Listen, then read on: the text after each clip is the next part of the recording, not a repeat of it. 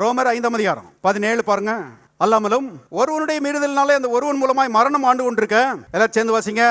கிருபையின் பரிபூர்ணத்தையும் நீதியாகிய ஈவின் பரிபூர்ணத்தையும் பெறுகிறவர்கள் இயேசு கிறிஸ்து என்னும் ஒருவராலே ஜீவனை அடைந்து ஆளுவார்கள் என்பது அது நிச்சயமாமே. பாருங்க, இந்த கிருபையின் பரிபூர்ணத்தை பெறுகிறவர்கள் ஜீவனை அடைந்து ஆளுகிற ராஜாக்களை போல இருப்பார்கள் என்பது அதிக நிச்சயமாமே. சிலர் சொல்றாங்க, ஆமையா பரலோகத்தில் போய் ஆளுகை செய்வோம் அப்படின்னு சொல்றாங்க.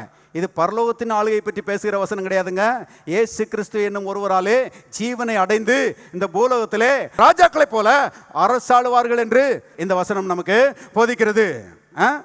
அப்ப கிருபையின் பரிபூர்ணத்தை பெறுகிறவர்கள் ராஜாக்களை போல வாழ்வார்கள். அடிமைகள் மாதிரி இருக்க மாட்டாங்க, ராஜாக்களை போல வாழ்வார்கள். பாவத்தை கீழ்ப்படுத்துவார்கள், வியாதிகளை கீழ்ப்படுத்துவார்கள். பாருங்க, எல்லா எதிர்ப்புகளையும் எல்லா பிசாசுடைய தீமைகளையும் கீழ்ப்படுத்துவார்கள், மேற்கொள்வார்கள், வெற்றியாய் வாழ்வார்கள். எத்தனை பேர் வெற்றியாய் வாழணும்னு விரும்புறீங்க?